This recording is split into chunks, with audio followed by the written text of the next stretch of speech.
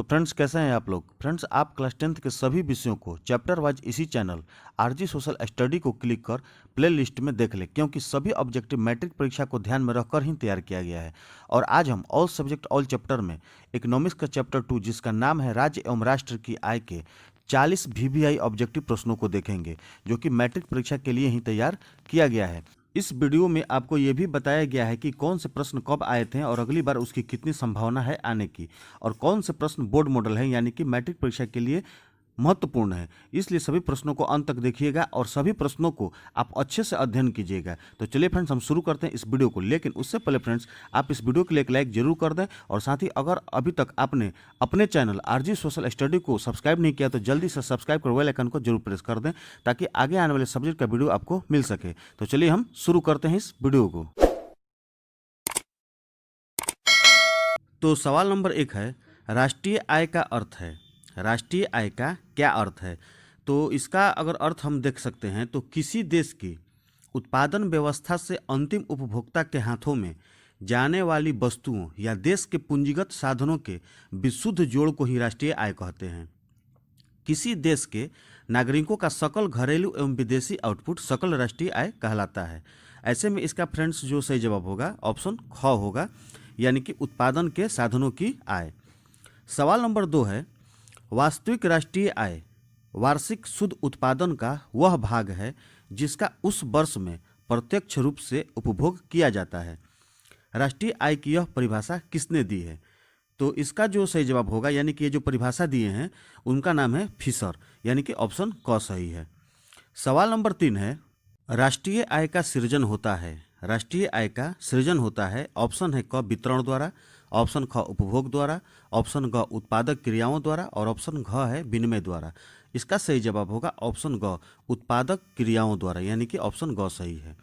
सवाल नंबर 4 है, योजना काल में भारत की वार्षिक विकास दर कितनी रही है? योजना काल में भारत की वार्षिक विकास दर कितनी रही है? इसका सही जवाब होगा ऑप्शन ख 4.2%। सवाल नंबर 5 है, राष्ट्रीय आय मापने की उत्पादन एवं आय गणना विधि आर्थिक दृष्टिकोण से है।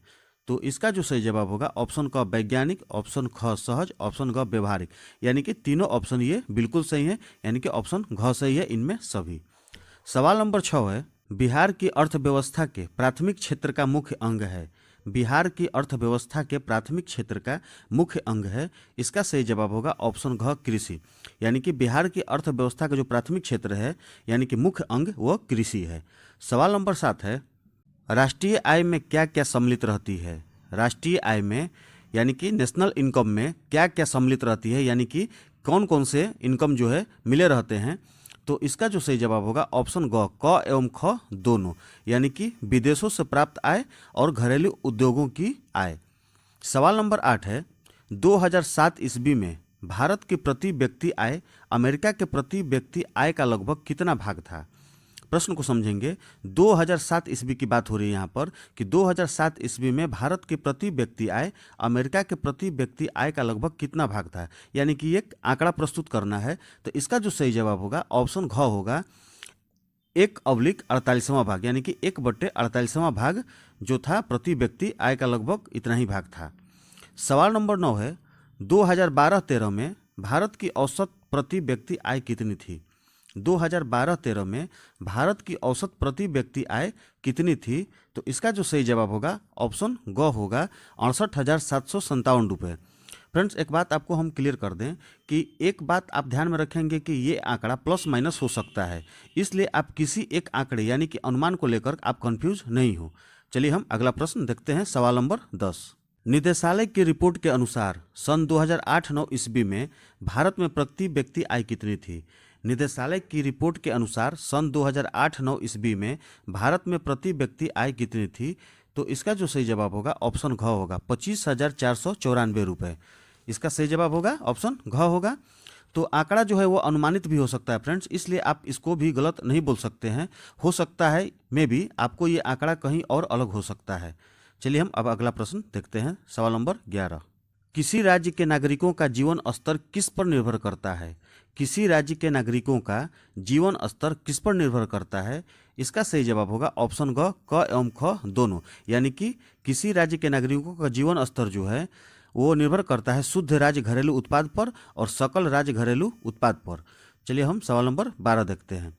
उत्पादन गणना पद्धति का प्रयोग सर्वप्रथम किस देश ने किया था? उत्पादन गणना पद्धति का प्रयोग सर्वप्रथम किस देश ने किया था? तो इसका जो सही जवाब होगा ऑप्शन ख होगा, ब्रिटेन ने। सवाल नंबर 13 है, राज्य घरेलू उत्पाद का आकलन कैसे किया जाता है? राज्य घरेलू उत्पाद का आकलन कैसे किया जाता है? तो इसका जो सही जवाब होगा ऑप्शन ग होगा, यानी कि क एवं ख दोनों पर। यानी कि जो आकलन किया जाता है राज्य घरेलू उत्पाद का वो स्थिर मूल्यों पर और वर्तमान मूल्यों पर। सवाल नंबर 14 है, वर्ष 2005-06 ईस्वी में निम्नांकित में किस राज्य की प्रति व्यक्ति आय अपेक्षाकृत अधिक थी? वर्ष 2005-06 ईस्वी में निम्नांकित में किस राज्य की प्रति व्यक्ति आय अपेक्षाकृत अधिक थी? तो इसका जो सही जवाब होगा ऑप्शन ग होगा, महाराष्ट्र की। चलिए सवाल नंबर हम 15 देखते हैं। 2005-06 ईस्वी में बिहार का प्रति व्यक्ति आय कितनी थी? फ्रेंड्स ये जो प्रश्न है बोर्ड मॉडल है, यानी कि बिहार मैट्रिक परीक्षा के लिए आपका ये वेरी वेरी इंपॉर्टेंट है, आप इसको ध्यान पर रखेंगे। 2005-06 ईस्वी में बिहार का प्रति व्यक्ति आय कितनी थी? तो इसका जो सही जवाब होगा ऑप्शन घ होगा, यानी कि 7875 रुपये। फ्रेंड्स ये जो आंकड़ा है ये भी प्लस माइनस कुछ हो सकता है। चलिए सवाल नंबर 16 है, बिहार में किस जिले की प्रति व्यक्ति आय सबसे कम है? तो इसका जो सही जवाब है ऑप्शन ग, शिवहर का। चलिए सवाल नंबर हम 17 देखते हैं। फ्रेंड्स एक बात आपको बता दें कि ये प्रश्न भी बोर्ड मॉडल है, यानी कि मैट्रिक एग्जाम के लिए VVI है, आप इसको याद रखेंगे। सवाल नंबर हम 17 देखते हैं। 2005-06 ईस्वी में भारत की प्रति व्यक्ति आय कितनी थी? 2005-06 में भारत की प्रति व्यक्ति आय कितनी थी? तो इसका जो सही जवाब होगा ऑप्शन घ होगा, 25,716 रुपये। इस प्रश्न भी आंकड़ा पर आधारित है, ये इसमें भी प्लस माइनस हो सकता है, लेकिन अभी जो फिलहाल ऑप्शन जो सही है ऑप्शन घ है, 25,716 रुपये। सवाल नंबर 18 है, राष्ट्रीय आय समिति के अनुसार 1948-49 में भारत की राष्ट्रीय आय लगभग कितनी थी? राष्ट्रीय आय समिति के अनुसार 1948-49 में भारत की राष्ट्रीय आय लगभग कितनी थी? तो इसका जो सही जवाब होगा ऑप्शन ग होगा, यानी कि 8650 करोड़ रुपए। सवाल नंबर 19 है, सन 2005-06 में ईस्वी में पंजाब राज्य की प्रति व्यक्ति आय कितनी थी? सन 2005-06 यानी कि 2005-06 ईस्वी में पंजाब राज्य की प्रति व्यक्ति आय कितनी थी? इसका जो सही जवाब होगा ऑप्शन घ होगा, 34,929 रुपये। सवाल नंबर 20 है, 2005-06 ईस्वी में हरियाणा की प्रति व्यक्ति आय कितनी थी? 2005-06 में हरियाणा की प्रति व्यक्ति आय कितनी थी? इसका सही जवाब होगा ऑप्शन ख, 38,832 रुपये। सवाल नंबर 21 है, 2005-06 ईस्वी में झारखंड की प्रति व्यक्ति आय कितनी थी? 2005-2006 ईस्वी में झारखंड की प्रति व्यक्ति आय कितनी थी? इसका सही जवाब होगा ऑप्शन क होगा, 19,066 रुपये। सवाल नंबर 22 है, 2008-2009 ईस्वी में बिहार की प्रति व्यक्ति आय कितनी थी? तो इसका जो सही जवाब होगा ऑप्शन ख होगा, 13,728 रुपये। फ्रेंड्स ये प्रश्न जो है बोर्ड मॉडल है, यानी कि मैट्रिक एग्जाम के लिए वेरी वेरी इंपॉर्टेंट है। सवाल नंबर 23 है, 2008-2009 ईस्वी के अनुसार भारत की औसत प्रति व्यक्ति आय है। 2008-09 ईस्वी के अनुसार भारत की औसत प्रति व्यक्ति आय है। इसका जो सही जवाब होगा ऑप्शन ख होगा, यानी कि 25,494 रुपये। सवाल नंबर 24 है, भारत में वित्तीय वर्ष कहा जाता है, यानी कि भारत की जो वित्तीय वर्ष है वो कब से कब की होती है? तो इसका जो सही जवाब होगा ऑप्शन ग होगा, 1 अप्रैल से 31 मार्च तक। फ्रेंड्स ये प्रश्न भी बोर्ड मॉडल है, यानी कि VVI है, इसको आप याद रखेंगे। अब हम सवाल नंबर 25 देखेंगे। और एक बात आपको बता दें फ्रेंड्स कि ये जो प्रश्न 24 नंबर ये 2013 के कंपार्टमेंटल में और 2016 के एनुअल में ये प्रश्न जो है आ चुका है, आप इसको ध्यानपूर्वक याद रखेंगे। अब हम सवाल नंबर 25 देखेंगे। भारत में किस राज्य की प्रति व्यक्ति आय सर्वाधिक है? भारत में किस राज्य की प्रति व्यक्ति आय सर्वाधिक है? इसका सही जवाब होगा ऑप्शन घ, गोवा की। फ्रेंड्स ये जो प्रश्न है 2015 के एनुअल में आ चुका है और मैट्रिक एग्जाम के लिए वेरी वेरी इंपॉर्टेंट भी है, आप इसको याद रखेंगे। सवाल नंबर 26 है, बिहार के किस जिले का प्रति व्यक्ति आय सर्वाधिक है? बिहार के किस जिले का प्रति व्यक्ति आय सर्वाधिक है, यानी कि इनकम सबसे ज़्यादा है, तो वो जो जिला है पटना है, यानी कि ऑप्शन क सही है। फ्रेंड्स, ये जो सवाल है 2014 के कंपार्टमेंटल और 2018 के एनुअल में आ चुका है, आप इसको ध्यान देंगे। हो सकता है कि अगला बार ये प्रश्न जो है आने वाले मैट्रिक एग्जाम में रिपीट भी कर सकता है, इसलिए आप जिसको भी बताया गया है जो बोर्ड मॉडल क्वेश्चन है, आज जिसको बताया जा रहा है कि कितने साल में पूछ चुका है, आप उस प्रश्न को ध्यानपूर्वक देखेंगे। चलिए अब हम सवाल नंबर 27 देखते हैं। उत्पादन एवं गणना विधि आर्थिक दृष्टिकोण से है। उत्पादन एवं आय गणना विधि जो है आर्थिक दृष्टिकोण से है, तो इसका जो सही जवाब होगा ऑप्शन घ होगा, उपयुक्त तीनों। यानी कि उत्पादन एवं आय गणना विधि आर्थिक दृष्टिकोण से सहज है, वैज्ञानिक है और व्यवहारिक भी है। इसमें इस प्रकार से इसका सही जवाब होगा ऑप्शन घ, उपयुक्त तीनों। सवाल नंबर 28 है, राष्ट्रीय आय के अंतर्गत शामिल है। राष्ट्रीय आय के अंतर्गत शामिल है, इसका सही जवाब होगा ऑप्शन ग, वस्तुओं एवं सेवाओं का मूल्य।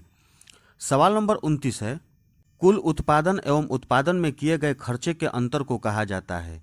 कुल उत्पादन एवं उत्पादन में किए गए खर्चे के अंतर को कहा जाता है, इसका सही जवाब होगा ऑप्शन क, शुद्ध राष्ट्रीय आय। सवाल नंबर 30 है, राष्ट्रीय आय समतुल्य होता है।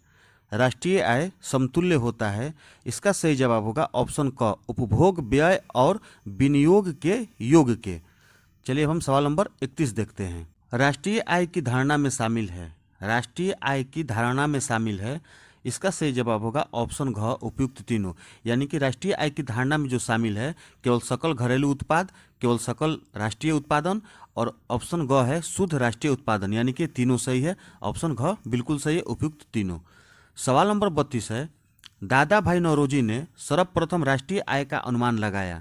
दादा भाई नौरोजी ने सर्वप्रथम राष्ट्रीय आय का अनुमान कब लगाया था, तो इसका जो सही जवाब होगा ऑप्शन ग होगा 1868 ईस्वी में। सवाल नंबर 33 देखते हैं हम। सवाल नंबर 33 है, आय वह परिश्रमिक है जो किसी को कार्य के बदले मिलता है। आय वह परिश्रमिक है, यानी कि इनकम जो है वह परिश्रमिक है जो किसी को कार्य के बदले मिलता है, तो इसका जो सही जवाब होगा ऑप्शन घ होगा, तीनों। यानी कि शारीरिक अथवा मानसिक, शारीरिक और मानसिक, ये तीनों ऑप्शन सही हैं, यानी कि ऑप्शन घ सही है, तीनों। सवाल नंबर 34 है, भारत एक राष्ट्र है। भारत एक राष्ट्र है, तो इसका सही जवाब होगा विकासशील, यानी कि भारत एक विकासशील राष्ट्र है। फ्रेंड्स, ये प्रश्न जो है बोर्ड मॉडल है, बिहार मैट्रिक परीक्षा के लिए वेरी वेरी इंपॉर्टेंट है, आप इसको याद रखेंगे।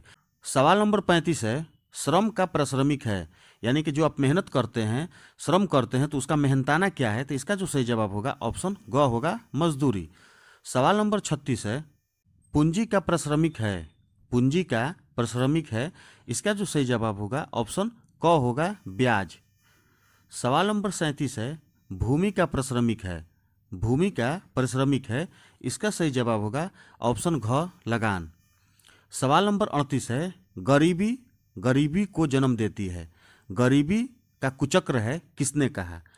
सवाल को समझेंगे, ये कथन को समझेंगे कि गरीबी गरीबी को जन्म देती है, गरीबों का कुचक्र है, ये किसने कहा था, तो इसका जो सही जवाब होगा ऑप्शन क होगा, रैगनक नक्श ने।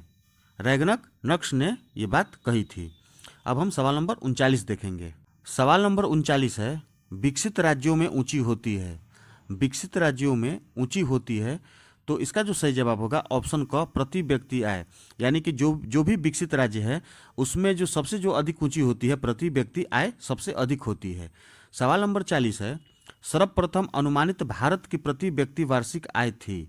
सर्वप्रथम अनुमानित भारत की प्रति व्यक्ति वार्षिक आय थी, इसका जो सही जवाब होगा ऑप्शन क, 20 रुपये।